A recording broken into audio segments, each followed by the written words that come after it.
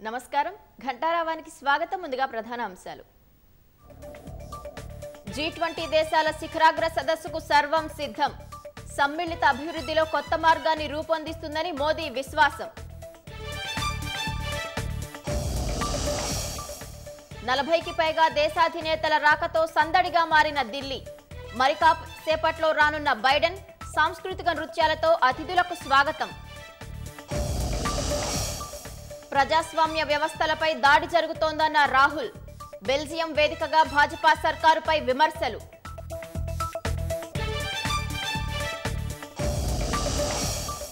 హైదరాబాద్లో ఈ నెల 21న రెండో విడత ఇళ్ల పంపిణీ 13,300 మందికి లబ్ధి చేకూరుతుందన్న సర్కార్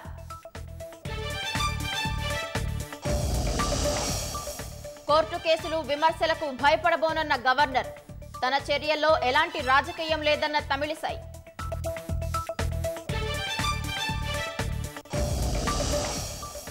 భారాసను ఓడించే సత్తా భాజపాకు లేదన్న రేవంత్ రెడ్డి కాంగ్రెస్ గెలిస్తేనే పేదల బతుకులు మారుతాయని వెల్లడి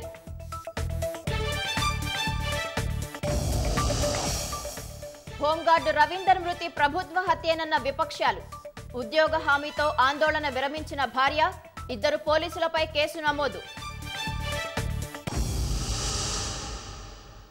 భారత్ ఎంతో ప్రతిష్టాత్మకంగా భావిస్తున్న G20 దేశాల శిఖరాగ్ర సదస్సుకు సర్వం సిద్ధమైంది ఢిల్లీ వేదికగా ఈ నెల 9, 10 తేదీల్లో 2 రోజుల పాటు జరిగే ఈ సమావేశాలకు కేంద్ర ప్రభుత్వం విస్తృత ఏర్పాట్లు చేసింది G20 సదస్సుకు తొలిసారి ఆతిథ్యమిస్తున్న నేపథ్యంలో భారత సంప్రదాయాలు సామర్థ్యాలను ప్రపంచానికి చాటాలని భావిస్తోంది G20 దేశాల శిఖరాగ్ర సమావేశాలు ఢిల్లీ వేదికగా ఈ నెల 9, 10 తేదీల్లో 2 రోజుల పాటు జరగనున్నాయి భారత్ అధ్యక్షతన జరుగుతున్న ఈ సమావేశాలను ఎంతో ప్రతిష్టాత్మకంగా తీసుకుని కేంద్ర ప్రభుత్వం ఏర్పాట్లు చేసింది ఢిల్లీలోని ప్రగతి మైదానంలో ఈ సమావేశాలు జరగనున్నాయి G20 దేశాల కూటమి ప్రభుత్వాల కలయికతో ఏర్పడిన వేదిక G20లో మొత్తం 19 దేశాలు యూరోపియన్ యూనియన్ కలిపి మొత్తం 20 దేశాల ప్రభుత్వాలు ప్రతినిధులుగా ఉన్నాయి అంతర్జాతీయ ఆర్థిక స్థిరత్వం వాతావరణ మార్పుల తీవ్రత తగ్గింపు సుస్థిరాభివృద్ధి వంటి అంతర్జాతీయ ఆర్థిక వ్యవస్థకు సంబంధించిన ప్రధాన సవాళ్లను అధిగమించేందుకు ఈ కూటమి పనిచేస్తోంది ప్రపంచంలో అతిపెద్ద ఆర్థిక వ్యవస్థలైన అత్యధిక దేశాలు భాగస్వాములుగా ఉన్నాయి పారిశ్రామికంగా అభివృద్ధి చెందిన దేశాలతో పాటు వర్ధమాన దేశాలు G20 కూటమిలో ఉన్నాయి ఇంకా చెప్పాలంటే ఈ దేశాల భాగస్వామ్యం ప్రపంచ స్థూల ఉత్పాదకతలో 80%, అంతర్జాతీయ వాణిజ్యంలో 75%, ప్రపంచ జనాభాలో 3/2 ప్రపంచ విస్తీర్ణంలో 60%గా ఉన్నాయి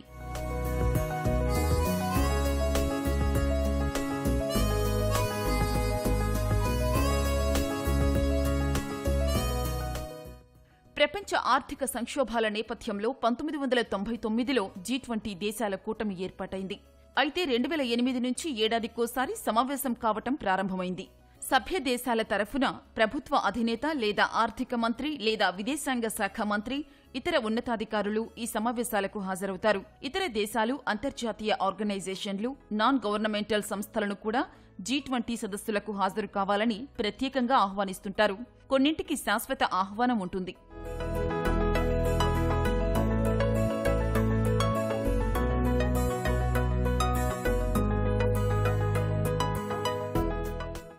ఈ ఏడాది రొటేషన్ పద్ధతిలో G20 సదస్సుకు ఢిల్లీ వేదిక అయింది గతేడాది 2022లో ఇండోనేషియాలో ఈ సమావేశాలు జరిగాయి ఢిల్లీ వేదికగా జరగనున్న ఈ సదస్సు స్థిరమైన అభివృద్ధిపై దృష్టి కేంద్రీకరించనుంది అభివృద్ధి చెందిన వర్ధమాన దేశాల మధ్య ఆర్థిక ప్రగతిని విస్తృతం చేసేందుకు అవసరమైన చర్యలపై G20 దేశాల అధినేతలు చర్చించనున్నారు ఈ సమావేశాల చివరి రోజు భారత్ G20 అధ్యక్ష బాధ్యతలను బ్రెజిల్కు అప్పగించనుంది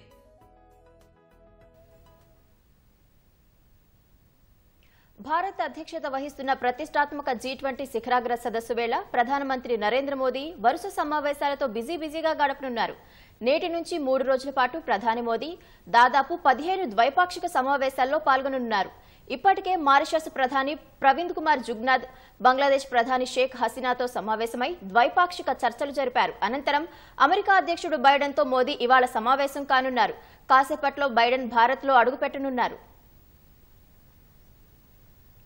G20 సదస్సు వేళ ప్రధాని మోదీ పలు దేశాల అధినేతలతో ద్వైపాక్షిక సమావేశాల్లో పాల్గొననున్నారు. ఇప్పటికే తన నివాసంలో మారిషస్ ప్రధాని ప్రవీణ్ కుమార్తో భేటీ అయిన ప్రధాని కీలక అంశాలపై చర్చలు జరిపారు.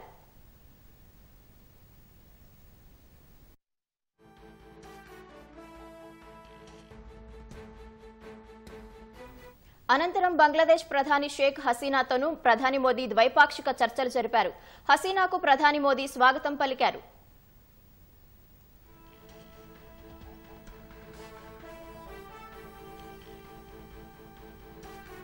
G20 సదస్సు వేళ ప్రధాని మోదీ పలు దేశాల అధినేతలతో ద్వైపాక్షిక సమావేశాల్లో పాల్గొననున్నారు.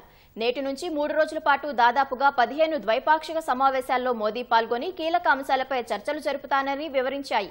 దేశాధినేతలతో సమావేశం కావడానికి ఆసక్తిగా ఎదురుచూస్తానని మోదీ ట్వీట్ చేశారు. ఈ దేశాలతో భారత ద్వైపాక్షిక సంబంధాలు మరింత బలోపేతమయ్యేందుకు ఈ చర్చలు ఉపయోగపడతాయని మోదీ పోస్టు చేశారు.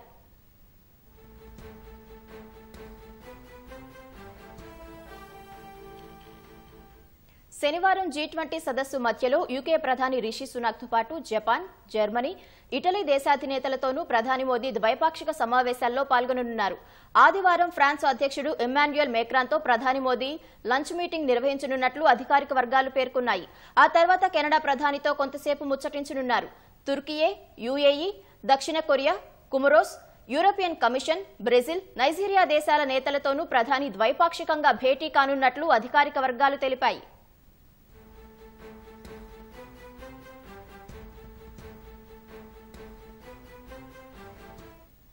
ఇవాళ ప్రధాని మోదీ అమెరికా అధ్యక్షుడు బైడెన్ మధ్య జరగనున్న సమావేశంలో కీలక అంశాలు చర్చకు రానున్నాయి.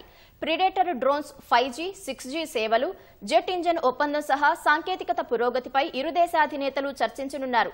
గల్ఫ్ దేశాలు, ఇతర అరబ్ దేశాలను అనుసంధానించేందుకు భారత్, అరబ్ ప్రపంచంతో అమెరికా భారీ రైలు ఒప్పందాన్ని ప్రకటించాలని భావిస్తుందన్న వార్తలపై అగ్రరాజ్యం ఎలాంటి స్పష్టతను ఇవ్వలేదు. భారత్ నుంచి మధ్యప్రాచ్యం అంతటా ఐరోపాకు అనుసంధానించే రైలు మార్గం చాలా ముఖ్యమైందని అమెరికా జాతీయ భద్రతా సలహాదారు సులీవన్ అన్నారు. ఈ రైలు మార్గం అన్ని దేశాలకు గణనీయమైన ఆర్థిక ప్రయోజనాలను తీసుకొస్తుందని ఆయన వివరించారు.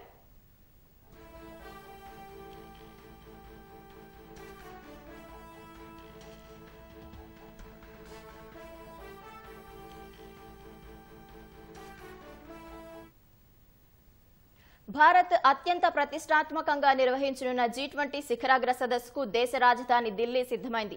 40కి పైగా ప్రపంచ దేశాల అధినేతలు ఢిల్లీకి తరలివస్తున్నారు. ఈ మెగా ఈవెంట్లో పాల్గొనేందుకు ప్రపంచం నలుమూల నుంచి విదేశీ ప్రతినిధుల రాక ఇప్పటికే ప్రారంభమైంది. ఈ సదస్సులో పాల్గొనేందుకు వస్తున్న దేశాధినేతలకు కేంద్ర మంత్రులు ఘన స్వాగతం పలుకుతున్నారు. అంతర్జాతీయ సంస్థల ప్రతినిధులు కూడా G20 సదస్సులో పాల్గొనేందుకు భారత్కు చేరుకున్నారు.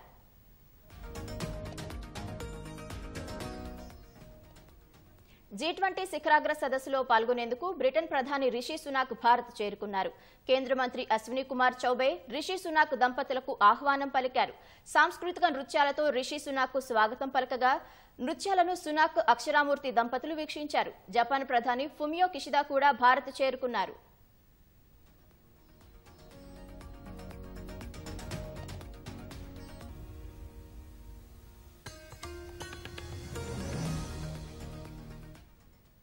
G20 సమావేశంలో పాల్గొనేందుకు ఢిల్లీ విమానాశ్రయానికి చేరుకున్న బంగ్లాదేశ్ ప్రధాని షేక్ హసీనాకు ఘన స్వాగతం లభించింది.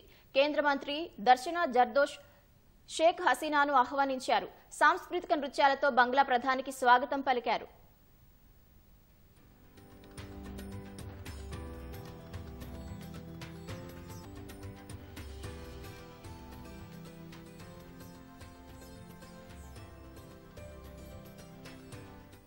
భారత్ ప్రతిష్టాత్మకంగా నిర్వహిస్తున్న G20 శిఖరాగ్ర సదస్సులో పాల్గొనేందుకు దేశాధినేతలు ఒక్కొక్కరుగా భారత్ చేరుకుంటున్నారు. అర్జెంటీనా అధ్యక్షుడు అల్బెర్టో ఏంజెల్ ఫెర్నాండెజ్ ఢిల్లీ చేరుకున్నారు. ఫెర్నాండెజ్ కు కేంద్ర సహాయ మంత్రి ఫగ్గన్ సింగ్ కులస్తే స్వాగతం పలికారు.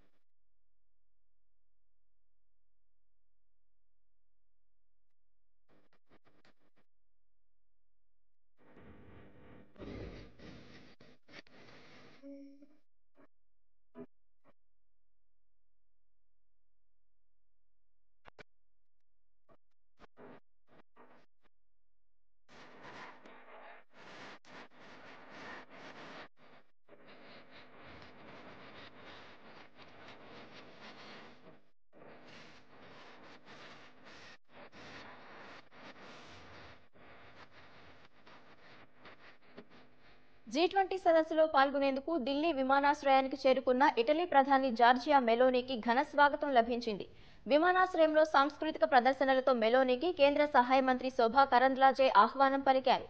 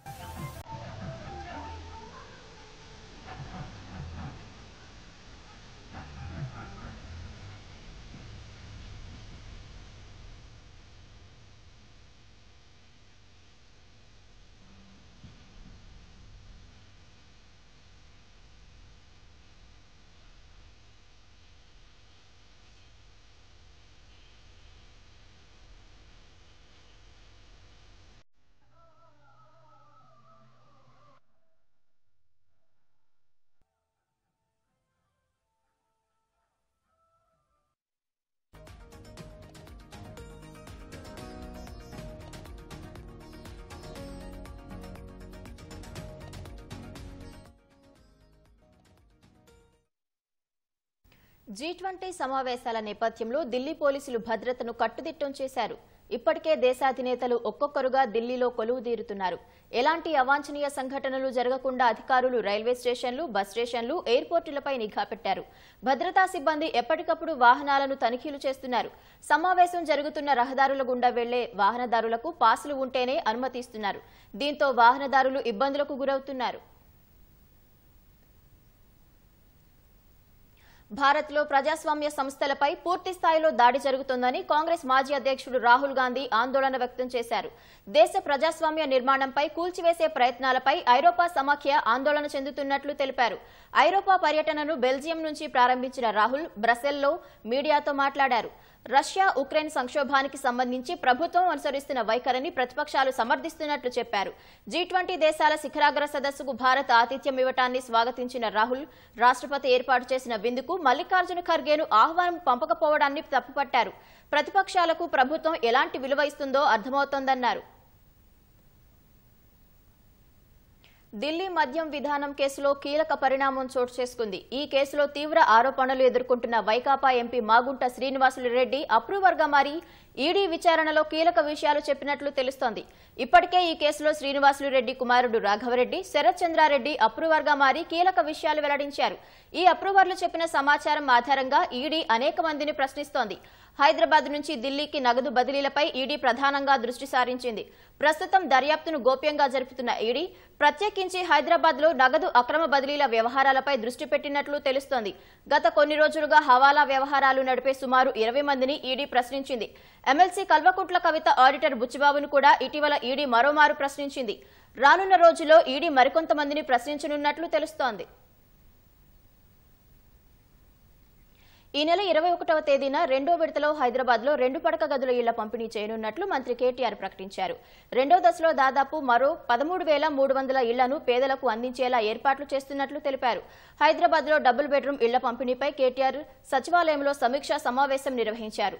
అర్హులైన పేదలకే అందిస్తున్నామని, డబుల్ బెడ్రూమ్ ఇండ్ల ఎంపిక ప్రక్రియలో ఎవరి ప్రమేయం లేదని కేటీఆర్ తెలిపారు. అర్హులైన లబ్ధిదారుల ఎంపికలో ఎమ్మెల్యేలు, ప్రజాప్రతినిధుల ప్రమేయం ఏమాత్రం లేదని, ప్రభుత్వం లబ్ధిదారుల ఎంపిక బాధ్యత అధికారులకే అప్పగించిందన్నారు.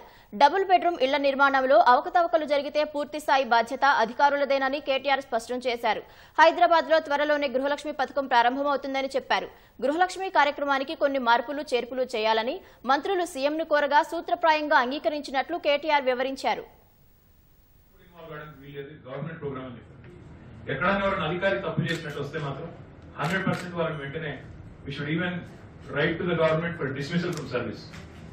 ఆ స్థాయిలో మీరు స్ట్రిక్ట్ ఉంటేనే పని అవుతుంది. ఎందుకంటే 1,00,000 ఇండ్లు వాటి విలువ 50-60 వేల కోట్లు. ముఖ్యమంత్రి గారు ఎంత గట్టిగా చెప్పినారు మాకంటే ఎట్టి పరిస్థితుల్లో లోన్ అవుతున్నా ఇది పారదర్శకంగా చేయండి. అది కాంగ్రెస్, బీజేపీ, ఎంఐఎం, బీఆర్ఎస్ అని కాదు, ఎవరైనా సరే అర్హులు వాళ్ళకి ఇచ్చేయండి అని చెప్పారు. కాబట్టి ఇంత క్లియర్ గా గవర్నమెంట్ ఉన్నప్పుడు ఎక్కడ కూడా we don't want to compromise. సవాళ్లు, ప్రతిబంధకాలు తనను అడ్డుకోలేవని, కోర్టు కేసులు, విమర్శలకు భయపడబోనని గవర్నర్ తమిళసై సౌందరరాజన్ వ్యాఖ్యానించారు. తన చర్యల్లో ఎలాంటి రాజకీయం లేదన్న గవర్నర్ నిత్యం ప్రజల కోణంలోనే ఆలోచిస్తానని, ప్రభుత్వం నుంచి ప్రతి ఒక్కరికి మంచి జరగాలన్నదే అభిమతమని పేర్కొన్నారు. రాజ్ భవన్, ప్రగతి భవన్ మధ్య అభిప్రాయ భేదాలు తప్ప ఎలాంటి అంతరం లేదని తమిళసై తెలిపారు. సుదీర్ఘ రాజకీయ అనుభవం ఉన్న ముఖ్యమంత్రి కేసీఆర్ నుంచి చాలా నేర్చుకున్నట్లు తెలిపారు. జమిలీ ఎన్నికలకు సంపూర్ణ మద్దతు తెలిపిన గవర్నర్ అందరిలో ఏకాభిప్రాయం వచ్చి మహిళా రిజర్వేషన్ల బిల్లు ఆమోదం పొందాలని ఆకాంక్షించారు.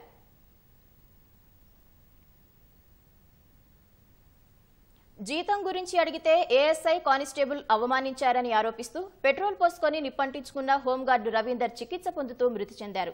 కుటుంబానికి న్యాయం చేయడంతో పాటు బాధ్యులైన వారిని కఠినంగా శిక్షించాలంటూ మృతుడి భార్య సంధ్య ఉస్మానియా ఆసుపత్రిలో 8 గంటల పాటు ఆందోళన చేపట్టగా పోలీసు శాఖలో ఉద్యోగం ఇప్పిస్తామన్న హామీతో విరమించారు. మరోవైపు రవీందర్ ఆసుపత్రిలో ఇచ్చిన వాంగ్మూలంతో ఏఎస్ఐ నర్సింగరావు, కానిస్టేబుల్ చందుపై కేసు నమోదు చేశారు. ఈ నెల 5న ఆత్మహత్యా యత్నం చేసుకున్న హోంగార్డు రవీందర్ చికిత్స పొందుతూ మృతి చెందారు. అపోలో DRDO ఆసుపత్రి ఐసీయూలో చికిత్స పొందుతూ రవీందర్ ఉదయం 6 గంటలకు మృతి చెందినట్లు వైద్యులు ప్రకటించారు. బాగా కాలిన గాయాల వల్ల ఊపిరితిత్తుల సమస్య తలెత్తడంతో వెంటిలేటర్పై ఉంచి కృత్రిమ శ్వాస అందించినప్పటికీ వైద్యుల ప్రయత్నాలు ఫలించలేదు. ఆరోగ్యం విషమించి తుది శ్వాస విడిచారు. పోలీసులు రవీందర్ మృతదేహాన్ని ఉస్మానియా మార్చురీకి తరలించారు.